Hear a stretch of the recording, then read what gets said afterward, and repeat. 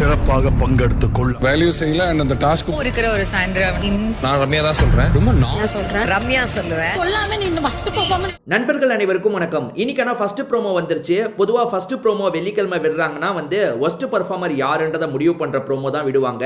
அந்த மாதிரி ஒரு ப்ரோமோ தான் விட்டுருக்காங்க. இந்த ப்ரோமோல என்னெல்லாம் நடந்தது அப்படின்றத பத்தி தான் இந்த வீடியோல நம்ம பார்க்க போறோம். அதுக்கு முன்னாடி இந்த வீடியோக்கு ஒரு லைக்கை மட்டும் போடுங்க. ரெக்வஸ்டா தான் இந்த விஷயத்தை கேட்கிறேன். நீங்க லைக் நிறைய போட்டீங்கன்னா இந்த வீடியோ இன்னும் கொஞ்சம் பூஸ்ட் ஆகிறதுக்கு ஹெல்ப்ஃபுல்லா இருக்கும். அதனால லைக் போடாம இருக்கவங்க தயவு செஞ்சு ஒரு லைக்கை மட்டும் போட்டு கண்டினியூ பண்ணுங்க. அதே மாதிரி நம்ம சேனலை சப்ஸ்கிரைப் பண்ணாம இருக்கீங்கன்னா கண்டிப்பா சப்ஸ்கிரைப் பண்ணி வச்சுக்கோங்க. சோ இந்த வாட்டி பிக் பாஸ் இருக்காரு பாத்தீங்களா, ஒஸ்ட் பர்ஃபார்மரா ஒருத்தங்களை மட்டும் தேர்ந்தெடுங்க. அதாவது இந்த வீக் முழுக்க ஒஸ்டா பர்ஃபார்ம் பண்ண ஒருத்தரை மட்டும் தேர்ந்தெடுங்கன்னு சொல்லிட்டாரு. கிரவுட் குறைஞ்சிக்கிட்டே இருக்குல்ல, எப்பவுமே 2 பேரை செலக்ட் பண்ண சொல்லுவாரு. ஆனா இந்த வாட்டி ஒருத்தரை செலக்ட் பண்ணுங்கன்ற மாதிரி சொல்லியிருக்காரு.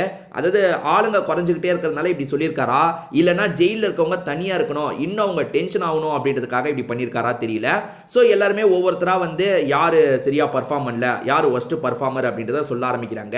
இந்த வீக் பெஸ்ட் பர்ஃபார்மர் யாருன்னு கேட்டா யோசிக்காம சொல்லிடலாம், விக்ரம் தான் எல்லாருமே சொல்லுவீங்க. ஏன்னா விக்ரம் இந்த வீக் முழுக்க நல்லா பண்ணாரு. ஆனா மத்த எல்லாருமே சுமாரா தான் பண்ணாங்க. அதனால என்னால ஒரு முடிவே எடுக்க முடியல. மற்றபடி எல்லாருமே சுமாரா தான் பண்ணாங்க. இவங்க யார் யாரை சொல்றாங்கன்றதை நம்ம பார்த்துடலாம். முதல்ல கானா வினோத் வராரு. அவர் என்ன சொல்றாருன்னா ஆதிரையை சொல்றாரு. ஆதிரை மேலே இவருக்கு தனிப்பட்ட முறையில் ஒரு கோபமும் இருக்கு. அதை மனசுல வச்சும் சொல்லக்கூட வாய்ப்பு இருக்கு. அதாவது ஆதிரை பர்ஃபார்மன்ஸும் கம்மி தாங்க, அதே மாதிரி இவருக்கும் ஒரு கோபம் இருக்கு சொல்லிட்டாரு. அதே மாதிரி அமித்தும் ஆதிரையை தான் சொல்றாரு. என்ன சொல்றாருன்னா வேலை பெருசா செய்யலன்னு சொல்றாரு. அதே மாதிரி டாஸ்கையும் சரியா புரிஞ்சுக்கலன்னு சொல்றாரு. ஆனா ஆதிரை அந்த டாஸ்கை சரியா தான் புரிஞ்சுக்கிட்டாங்க. அமித் தான் அந்த டாஸ்கை சரியா புரிஞ்சுக்கலன்னு நான் சொல்லுவேன். சோ அடுத்ததா ஆதிரை சொல்றாங்க. ஆதிரை பதிலுக்கு அமித் பேரை சொல்லுவாங்கன்னு பார்த்தா அதுதான் கிடையாது. ஆதிரை சாண்ட்ராவோட பேரை சொல்றாங்க. சாண்ட்ராவோட பர்ஃபார்மன்ஸும் கம்மியா தான் இருந்தது. ஒரே ஒரு வாட்டி ஜட்ஜா இருந்தாங்க, மற்றபடி பெருசா பர்ஃபார்ம் பண்ணல. அடுத்ததா வியானா சொல்றாங்க. வியானாவும் சாண்ட்ராவோட பேரை தான் சொல்றாங்க. சோ இந்த வீக்கை பொறுத்த வரைக்கும் நல்லா பண்ணவங்களை தாங்க ஈஸியா சொல்லலாம். மற்ற எல்லாருமே சுமாரா தான் பண்ணாங்க. அந்த கோர்ட்டுக்கே அவங்க பெருசா வர மாதிரி தெரியல, வெளியே தான் உட்காந்து வேடிக்கை பார்த்துட்டு இருந்தாங்க. சரி அடுத்ததா திவ்யா சொல்றாங்க. திவ்யா யார் பேரை சொல்லுவாங்கன்னு பார்த்தா திவ்யா சாண்ட்ராவோட பேரை சொல்றாங்க. என்ன சொல்றாங்கன்னா சாண்ட்ரா எப்பவுமே நல்லா ஒரு இதுல மெனக்கெட்டு பண்ணுவாங்க, ஆனா இந்த வாட்டி பெருசா எதுவுமே எனக்கு தெரியல அப்படின்ற மாதிரி திவ்யா சொல்றாங்க. சாண்ட்ராக்கும் திவ்யாக்கும் ஒரு பனிப்போர் போயிட்டு இருக்கு. இப்ப சாண்ட்ராவோட பேரை வேற சொல்லிட்டாங்கல்ல, சாண்ட்ரா இதை வச்சும் ஏதாவது பிரச்சனை பண்ண வாய்ப்பு இருக்கு. அதாவது நேரடியா பண்ணல, பின்னாடி மட்டும் பேசிட்டு இருக்காங்க. அடுத்தது எஃப்ஜே இருக்கான் பாத்தீங்களா, ரம்யா அப்படின்ற மாதிரி சொல்றான். ஆமா ரம்யா வெளியே தெரியல, ரம்யாவோட பேரை சொல்றது சரிதான். சோ அடுத்ததா சபரி இந்த இடத்துக்கு வராரு. சபரியும் இதே தான் சொல்றாரு. அதாவது எஃப்ஜே எந்த ஒரு காரணத்தை சொல்லிட்டு போறானோ அதே தான் சொல்றாரு போல, நானும் ரம்யாவை தான் சொல்றேன் அப்படின்ற மாதிரிலாம் சொல்றாரு. ஆக மொத்தத்தில் ஒரு டைம் ரம்யா பேரை இவங்க சொல்லவே மாட்டாங்க, ஒரு குரூப்பா இருந்தாங்க. இப்ப ரம்யாவை எதுக்கு எடுத்தாலும் அடிக்க ஆரம்பிச்சிட்டாங்க. அடுத்ததா யார் வரா, விக்ரம் வராரு. விக்ரம் காரணத்தையும் சொல்றாரு, ரம்யான்னு சொல்லிட்டாரு, காரணத்தையும் சொல்லிட்டாரு. பெருசா இன்ட்ரெஸ்டே இல்லாத மாதிரி அவங்க பாட்டுக்கு சாதாரணமா இருக்காங்க, ஒரு ஈடுபாடே இல்லாம தான் அந்த டாஸ்கை விளையாண்டாங்க அப்படின்ற மாதிரிலாம் இவர் சொல்லிட்டு இருக்காரு. அடுத்தது யார் வராங்கன்னா சுபிக்ஷா வராங்க. சுபிக்ஷாவும் ரம்யாவை தான் சொல்றாங்க. என்ன சொல்றாங்கன்னா, அதாவது கொஞ்ச நேரத்துக்கு முன்னாடி விக்ரம் சொன்னார்ல, அதே காரணத்தை சொல்றாங்க. ஏனோ தானம் தான் பண்ணாங்க, மெனக்கெட்ட அவங்க எதுவுமே பண்ண மாதிரி தெரியல அப்படின்ற மாதிரி சுபிக்ஷா சொல்றாங்க. இப்போ மட்டுமே ரம்யாக்கு 4 ஓட்டு வந்துருச்சு. சாண்ட்ராக்கு 3 ஓட்டு தான் வந்தது, ஆதிரைக்கு 2 ஓட்டு தான் வந்தது. ஆனா இப்போ வரைக்குமே ரம்யாக்கு 4 ஓட்டு வந்துருச்சா. அடுத்ததா யார் பேசுறதுக்காக வராங்க, பார்வதி வராங்க.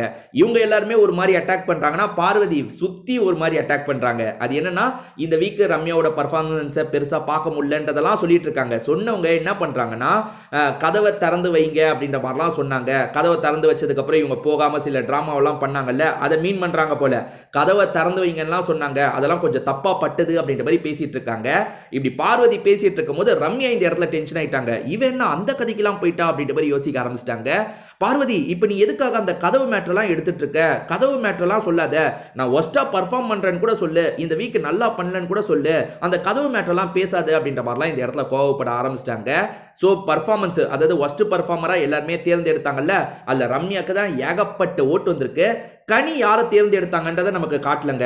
இந்த ப்ரோமோல கனி யாரை தேர்ந்தெடுத்தாங்கன்னு காட்டல. அதே மாதிரி கனி பேரை யாரும் சொன்ன மாதிரி காட்டல. சாண்ட்ரா எனக்கு தெரிஞ்சு என்ன நடந்திருக்கும்னா, சாண்ட்ரா கனி பேரை சொல்லியிருக்க வாய்ப்பு இருக்கு, கனி சாண்ட்ராவோட பேரை சொல்லியிருக்க வாய்ப்பு இருக்கு, அப்படி இல்லைன்னா ரம்யாவோட பேரை சொல்லியிருக்க வாய்ப்பு இருக்கு. இதை தாண்டி யார் விட்டு போயிட்டாங்க, ஆல்மோஸ்ட் எல்லாருமே கவர் ஆயிட்டாங்கன்னு நினைக்கிறேன். கமருதீன் யாரை சொன்னாருன்றதை இந்த ப்ரோமோல நமக்கு காட்டல, அதையும் நம்ம எபிசோட்ல தான் பார்க்கணும். ஸோ ரம்யா தான் ஜெயிலுக்கு போக போறாங்கன்னு முடிவாயிருச்சுல, இதுலயே நமக்கு காமிச்சிடுறாங்க ரம்யா தான் நிறைய இதுல ஓட்டு வாங்கி வழங்கியிருக்காங்க. ரம்யா தான் ஜெயிலுக்கு போக போறாங்கன்னு தெரியுது. அமித் இருக்காரு பாத்தீங்களா, ரம்யாவை ஜெயில வச்சு லாக் பண்றாரு. சோ ரம்யா வந்து எல்லா டாஸ்க்லயும் எல்லாரும் இவங்கள சொன்னா அழ ஆரம்பிச்சிருவாங்கல்ல, ஏறக்குறைய இந்த இடத்துல அழ ஆரம்பிச்சிட்டாங்க. ஜெயில உட்காந்தோம் நிறைய அழுவாங்க. ஜெயில இவங்க இருக்கும்போது யாரெல்லாம் பக்கத்துல போய் பேசுறாங்க இல்ல இவங்களை தனியா விட்டுறாங்களா அப்படின்றத பார்க்கணும். ஏன்னா வந்து எஃப்ஜே ஜெயிலுக்கு போனாலும் சரி, சபரி ஜெயிலுக்கு போனாலும் சரி, நிறைய பேர் அந்த இடத்துக்கு வந்துருவாங்க. ஆனா இவங்க இப்ப ஜெயிலுக்கு வந்ததுனால பார்வதி சாண்ட்ராவாவது வராங்களா பார்ப்போம். ஏன்னா இப்ப ரம்யா ஜோ பார்வதி சாண்ட்ரா கூட தான் சுத்திட்டு இருக்காங்க. அவங்களாவது பக்கத்துல வந்து உட்கார்றாங்களா இல்லையான்றதை நம்ம பார்க்கலாம். சோ இதை பத்தி உங்களுக்கு ஏதாவது கருத்து இருந்தா அதை சொல்லுங்க. வேற ஒரு வீடியோல நம்ம பார்க்கலாம்.